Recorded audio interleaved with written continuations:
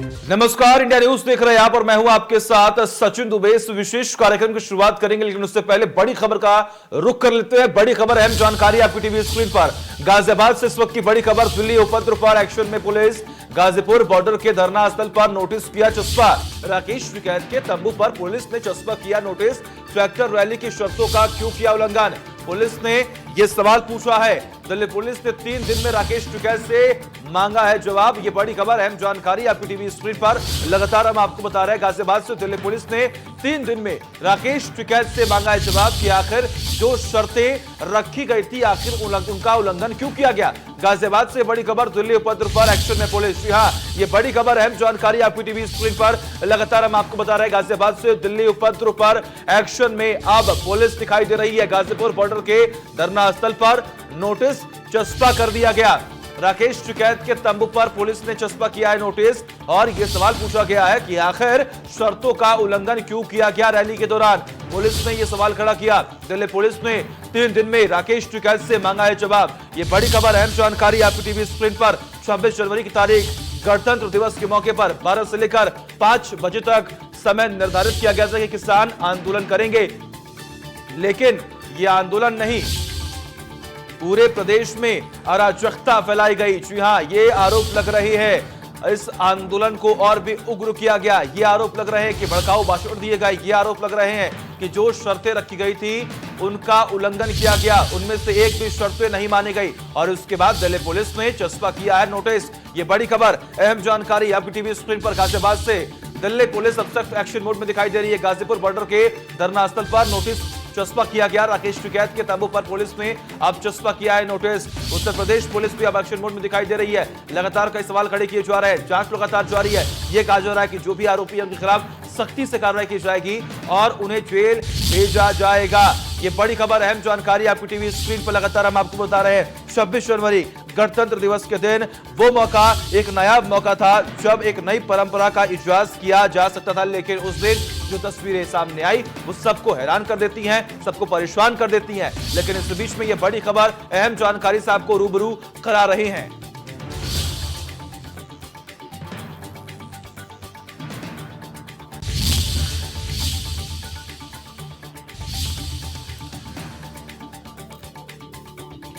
तमाम जानकारी के लिए हमारे साथ हमारे सहयोगी जतिन लगातार जुड़े हुए। जतिन, आप लगातार राकेश टिकैत से बात कर रही हैं और जानने की कोशिश कर रहे हैं कि आप आगे क्या रणनीति अपनाई जाएगी, आखिर कहां क्या लापरवाही देखी जा रही है। लेकिन फिलहाल आप देख पा रहे हैं कि उनके टेंट पर एक नोटिस चस्पा किया गया, जिसमें पूछा गया है कि जो शर्तें रखी गई थी उनका उल्लंघन क्यों किया गया। क्या अपडेट है पूरे मामले को लेकर?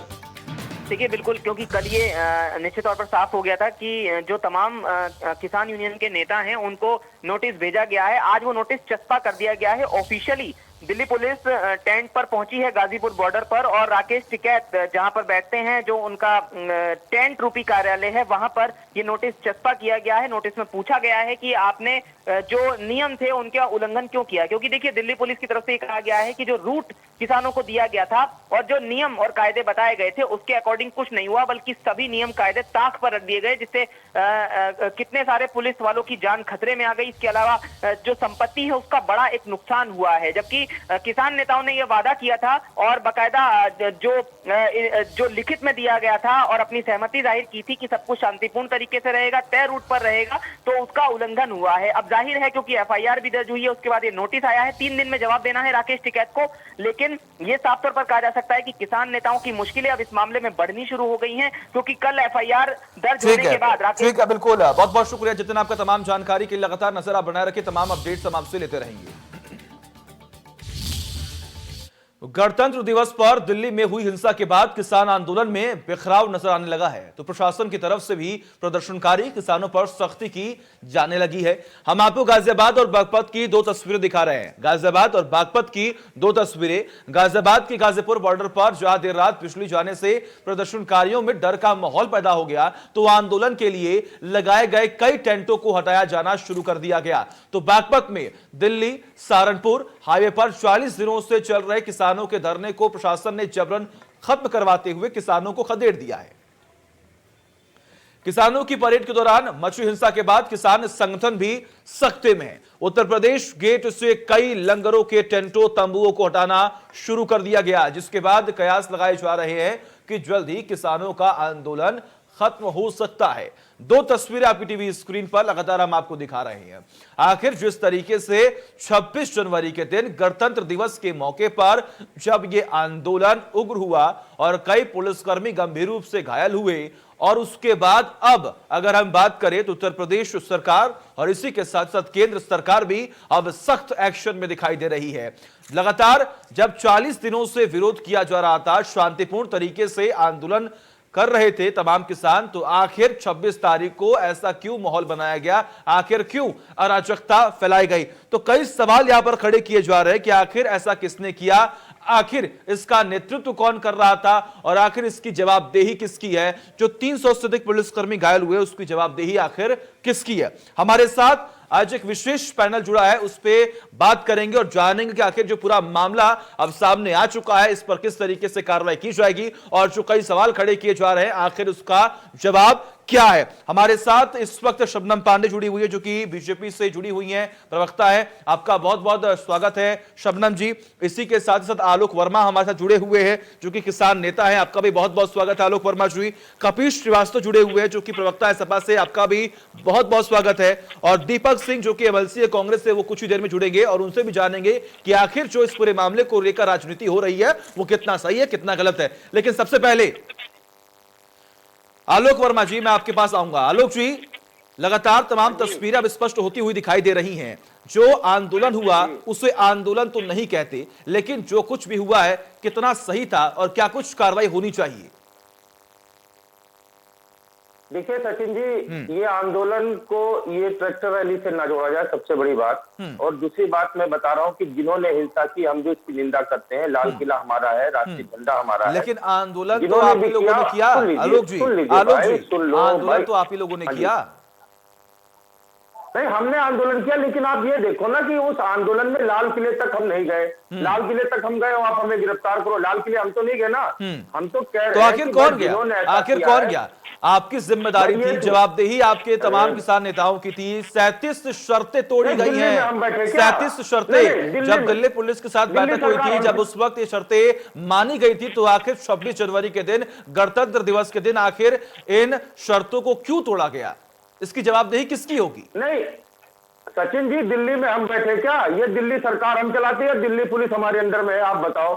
ये काम शासन प्रशासन का है, एलआईयू का काम है। जब गणतंत्र दिवस पर परेड होती है तो सरकार का एलआईयू तंत्र और भी खुफिया विभाग है, उनसे काम करते हैं कि इसमें कौन कौन दिक्कत कर सकता है। आलोक वर्मा जी, आलोक वर्मा जी सुनिए। आलोक वर्मा जी, ये पहले ही कहा जा रहा था कि 26 तारीख को आप ट्रैक्टर परेड ना निकालें। ऐसा तो है नहीं कि आपको मना कर दिया गया था। ये कहा जा रहा था कि आप 26 तारीख की जगह कोई और तारीख चुन लें, लेकिन आप ही जिद पर अड़े हुए थे कि नहीं, हम 26 तारीख को ही निकालेंगे, क्योंकि उस दिन आप भी जानते हैं कि राजपथ पर किस तरीके से परेड निकाली जाती है, तमाम पुलिसकर्मी किस तरीके से वहां पर तैनात होते हैं। लेकिन उसके बावजूद भी आपकी जिद की वजह से कहीं ना कहीं आज देश नहीं पूरे दुनिया में किरकिरी हो रही है। नहीं, देश दुनिया में क्या इस किसान आंदोलन से किरकिरी हो गई? सचिन जी, आप पहले इसको देखिए। क्या देश में उस समय किरकिरी नहीं हुई थी जब लाखों की संख्या में किसान पैदल जा रहे थे, मजदूर पैदल जा रहे थे? उस समय किरकिरी नहीं हुई थी इन सब चीजों पे? नहीं, देखो मैंने फिर कहा कि जिन्होंने भी लाल किले पर ऐसा कृत्य किया है, सबसे पहले 2-3 चीजें आप अपने टीवी स्क्रीन पे वो क्यों नहीं दिखाते? जो दीपक सिद्धू है उसने लाल किले पर झंडा फहरा दिया, वो भी तो आप दिखाओ। आपको तो वो भी दिखाना चाहिए जिसमें राकेश टिकैत जी डंडा लेकर, जिम्मेदारी तो आपकी बनती है ना। आलोक जी आपने कहा था ना कि हर एक संदिग्ध पर नजर रखी जाएगी, 3500 हमारे वॉलेंटियर्स लगे रहेंगे, हम लगातार ध्यान देंगे, लेकिन कुछ भी तो नहीं हुआ। मत देखो, दोनों आंखों से देखो, चलिए दोनों आंखों से देखो, मेरी बात सुनो। आपको तो वीडियो वो भी दिखाना चाहिए जिसमें राकेश टिकैत जी डंडा लेकर अपने किसानों को सही रूट पे चलने के लिए कह रहे हैं। आप चीजों को देखिए, आज के जमाने में सब डिजिटल है, सब कैमरे में कैद है। आप एक पक्षी अगर कैमरा दिखाओगे तो दूसरे पक्ष का भी कैमरा। आलोक जी देखिए, आरोप लगा रहे हैं, लेकिन हमने हर एक तस्वीर दिखाई है। आखिर राकेश टिकैत ने किस तरीके से कहा था कि ये जो आंदोलन है वो शांतिपूर्ण तरीके से होगा, हमने वो भी दिखाया था। और आज वो किस तरीके से वो तमाम आरोप लगा रहे हैं वो भी हम आपको दिखा रहे हैं। चलिए ठीक है, मैं आऊंगा आपके पास, आपसे भी तमाम जानकारी लूंगा। शबनम जी देखिए, लगातार ये आरोप लगाए जा रहे हैं कि अब सरकार की यहाँ पर कमी देखी जा रही है, क्योंकि स्थानीय प्रशासन मुस्तैद नहीं था, कहीं न कहीं तमाम अधिकारियों को इस तरीके से जागरूक नहीं किया गया था, उनकी तैनाती नहीं हुई थी, जिसकी वजह से तमाम किसान जो हैं वो लाल किले की तरफ पहुंच गए। देखिए सचिन जी, एक बात एकदम साफ तौर पे दिख रहा है कि किसान संगठन जिस तरीके से जिद पर अड़े थे, गणतंत्र दिवस के दिन ही दिल्ली के अंदर घुसने के लिए तमाम पैतरे बदल रहे थे। और दिल्ली पुलिस की 6 बार बैठक होती है, तमाम बातों पे दिल्ली पुलिस उन्हें आगाह करती है संगठन को, लेकिन और 35 बिंदुओं पे इनके हस्ताक्षर होते हैं, ये सहमति देते हैं। कहीं ना कहीं है कि ये लापरवाही दिल्ली पुलिस से हुई कि उन्होंने भरोसा किया इस संगठन के नेताओं पे और दिल्ली के अंदर बैरिकेडिंग नहीं लगाई, इसको मैं मानती हूँ। लेकिन ये भरोसे के बदले जिस तरीके से इन्होंने उपद्रव और तांडव किया है दिल्ली के अंदर, इसको देखकर तमाम किसान संगठन भी राकेश टिकैत जी के संगठन से अपना पीछा छुड़ाना चाह रहे हैं। और आज तो देखिए तमाम आसपास के गांव के जो सरपंच हैं, जिन्होंने कमेटी बनाई और इन्हें 24 घंटे में खाली करने को कहा, क्योंकि इनके लंबे समय से बैठे रहने पे गांव से जाने वाले भारी वाहन से कहीं पे बिजली के पोल टूटे हैं, कहीं पाइपलाइन पानी के टूटे हैं। तो जिस तरीके का उपद्रव किसानों के नाम पे ये कुछ नेता कर रहे हैं, ये कहीं ना कहीं शर्मनाक है। और लाल किले में चाहे दीप सिंधु ने झंडा फहराया हो या टिकैत जी ने बार बार मीडिया एएनआई के सामने कहा है कि हम लाल किले तक जाएंगे, और आज अपने पैतरे बदलते दिख रहे हैं। तो इन सभी पे गृह मंत्रालय की कल बैठक हुई और बहुत सख्ती के साथ कार्रवाई की जाएगी, किसी को बख्शा नहीं जाएगा, चाहे वो कोई भी हो। और इस तरीके तो, और जब कार्रवाई आपने देखा, आपने अपने रिपोर्ट में भी दिखाया कि शुरू हो गया, राकेश टिकैत जी जिनको बोलते सुना गया है कि हम लोग लाल किले तक जाएंगे, वो भी है दीप सिंधु, इनके बॉर्डर पे रात में इनके मंच से सारी बातें कर रहे थे, वो भी लोगों के पास रिकॉर्डिंग है। तो जब आप इस तरीके का उपद्रव पुलिस प्रशासन और सरकार को बेवकूफ समझ के करते हैं, तो निश्चित तौर पे उस पर कार्रवाई होगी।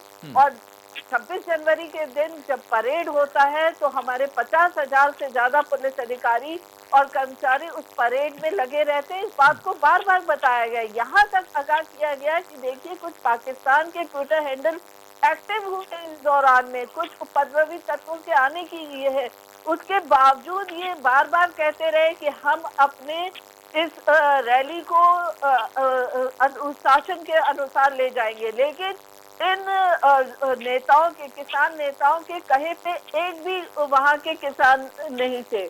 ठीक है शबनम जी, ठीक है, आऊंगा मैं आपके पास। तो आपका कहना ये है साफ तौर पर कि कहने के किसान नेताओं की लापरवाही की वजह से ये जो आंदोलन है ये और उग्र हो गया और प्रदेश में कई तमाम व्यवस्थाएं जो की थी वो अव्यवस्था में फैलती हुई दिखाई दी। दीपक जी, ये जो गणतंत्र दिवस इस पर मनाया गया, 72वें गणतंत्र दिवस की तमाम जो जनता है वो इंतजार कर रही थी और ये मौका था कहीं ना कहीं, अगर हम बात करें तो एक नया कीर्तिमान बनाने का, एक नई परंपरा का इजाद करने का। लेकिन जो आंदोलन हुआ, क्या आप उससे सहमत हैं?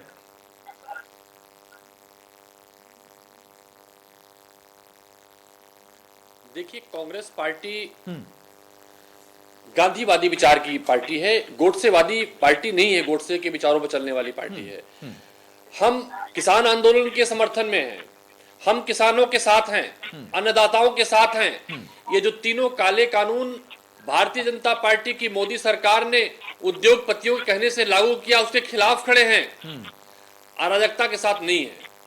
अगर कोई भारतीय जनता पार्टी का कार्यकर्ता उत्तर प्रदेश पुलिस या दिल्ली पुलिस या दिल्ली की सरकार के कहने से जाके अराजकता फैलाता है, उसको निंदा की जानी चाहिए, उसे जेल के सखाजों के पीछे भेज देना चाहिए। लेकिन बड़ा सवाल खड़ा होता है, जिस लाल किले की सुरक्षा इतनी चाक चौबंद होती है, वहां का पुलिस का जो चौकी इंचार्ज था वो तो फरार हो जाता है।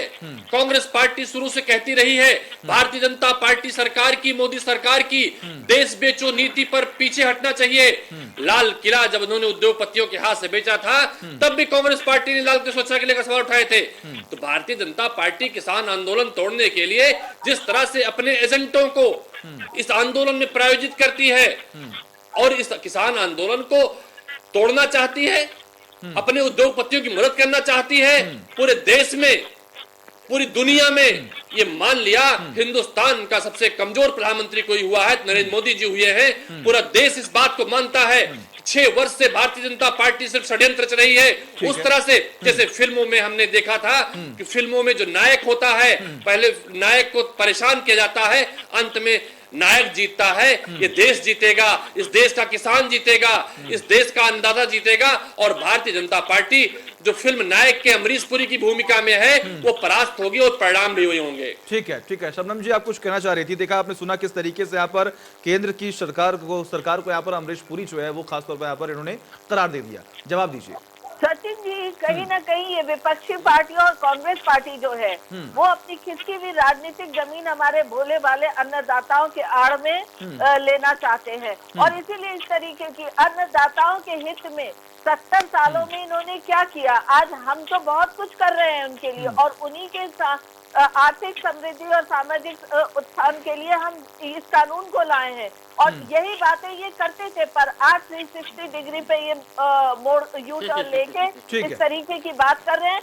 आग में घी डालने का काम कांग्रेस पार्टी तथा अन्य विपक्षी दलों ने किया है। कपिश जी, अब आपने सुना किस तरीके से किसान नेता आलोक वर्मा ने भी साफ तौर पर यह जिक्र कर दिया कि स्थानीय प्रशासन की लापरवाही की वजह से किसान लाल किले तक पहुंचे। शबनम जी ने भी अपना जो रुख है वो साफ कर दिया कि नहीं, विपक्ष जो है वो कई सवाल खड़े कर रहा है लगातार। यहाँ पर जो भड़काऊ भाषण है जिसकी वजह से किसान जो है वो यहाँ पर लगातार विरोध करते हुए दिखाई दिए।